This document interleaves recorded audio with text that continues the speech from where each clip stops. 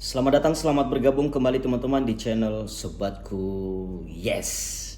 Kali ini teman-teman saya akan membahas mengenai daftar periksa mainnet.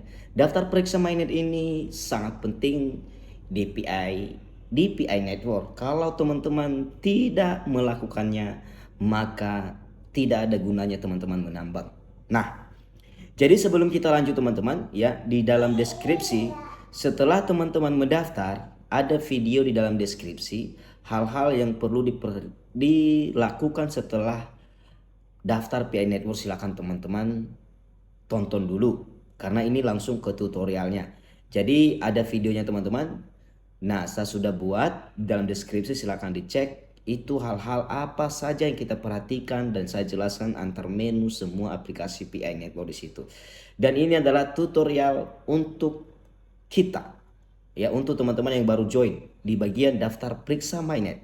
Nah, jadi tentu teman-teman kalau mengklik daftar periksa mainnet semuanya abu-abu 1 sampai 9 itu abu-abu. Nah, jadi bagaimana bagusnya Bang? Semua hijau 1 sampai 9 semua hijau. Diperhatikan?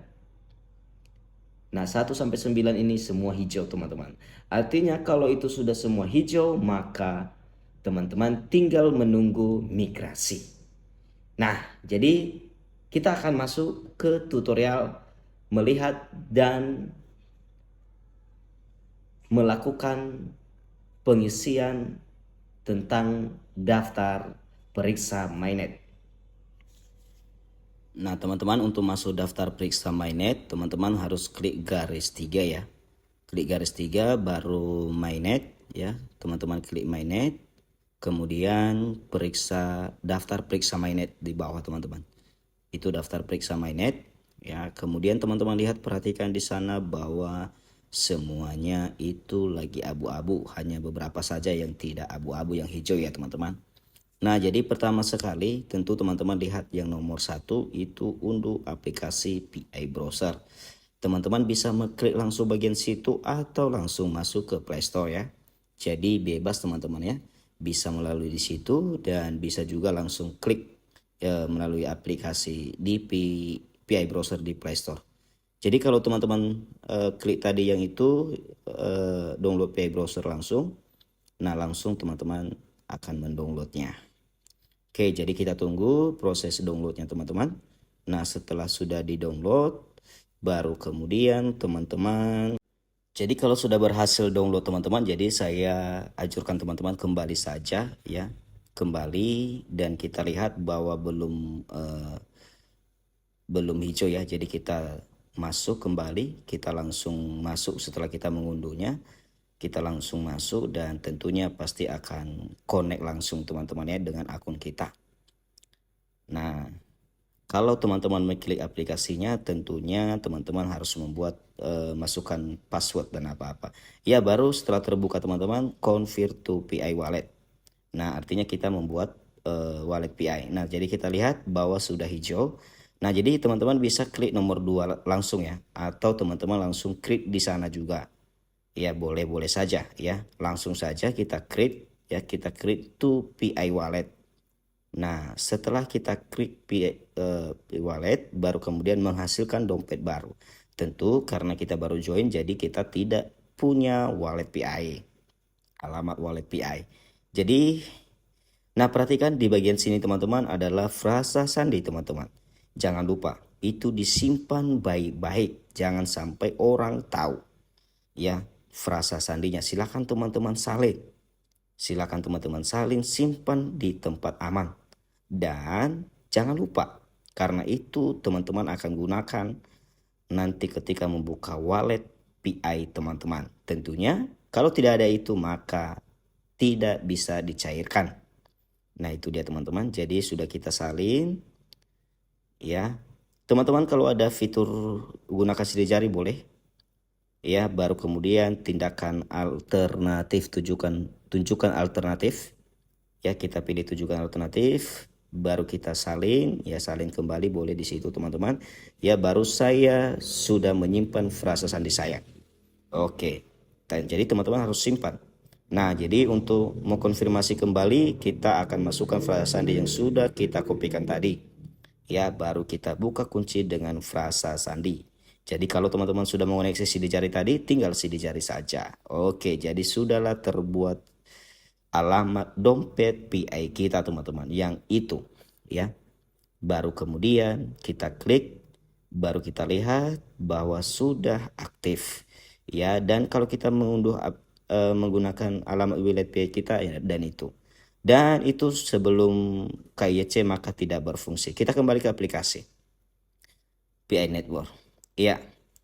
Kita refresh dulu, kita kembalikan dulu karena masih belum hijau ya. Kita lihat apakah dompet PI sudah hijau ya. Buat dompet PI sudah selesai, baru konfirmasi teman-teman ya. Bagian nomor 3 kita mengkonfirmasi, kita klik mulai ya, kita klik baru untuk mengkonfirmasinya kita masukkan kembali frasa sandi kita yang tadi ya. Jadi kita harus konfirmasi ya supaya dia hijau. Oke, baru kita oke kan konfirmasi. Di sini kita akan menemukan dan email kode konfirmasi ke email ya. Setelah masuk kita kopikan ya, tidak bisa di copy, sorry teman-teman, tidak bisa di copy, harus diketik ya satu per satu.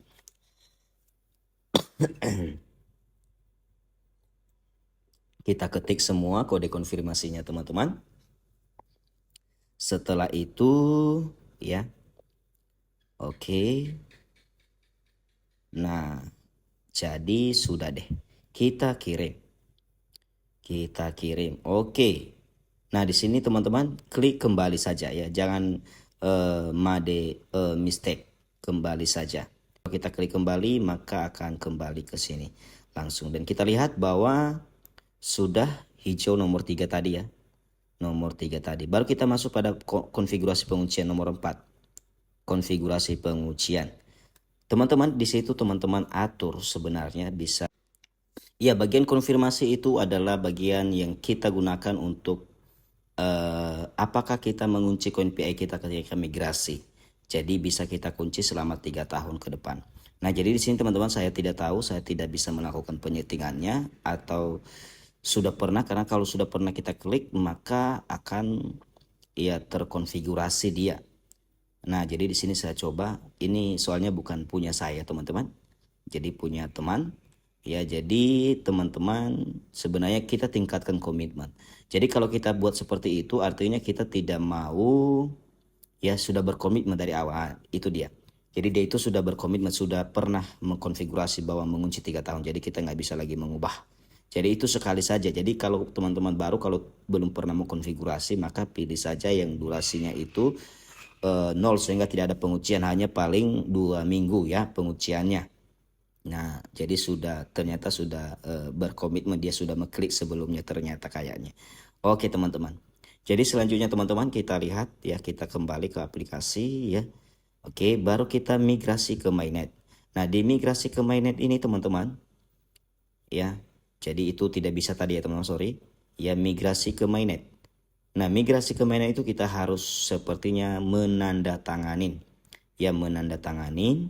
Ya, itu saya terima. Ya, kita klik saya terima. Kita klik saya terima. Baru di situ untuk tanda tangannya itu kita masukkan frasa sandi kita yang tadi. Ya, frasa sandi kita masukkan di situ teman-teman. Nah, jadi nanti setelah teman-teman masukkan maka tanda tangan di situ nanti. Ketika teman-teman sudah memasukkan frasa sandi tadi, mohon saya cut ya teman-teman.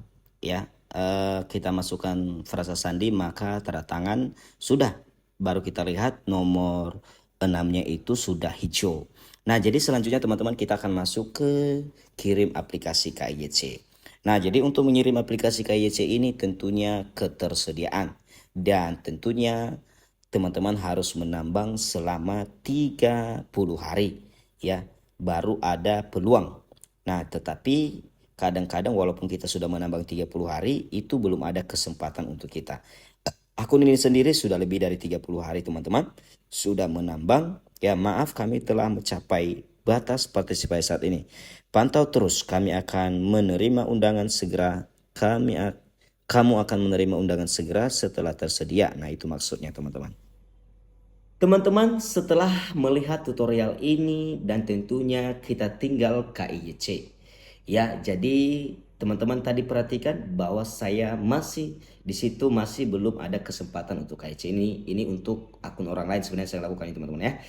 Nah, jadi teman-teman wajib ya 1 bulan melakukan penambangan. Apabila sudah 1 bulan, maka teman-teman punya peluang dan pantau terus. Iya, kalau sudah muncul dan bisa KYC, segeralah KYC.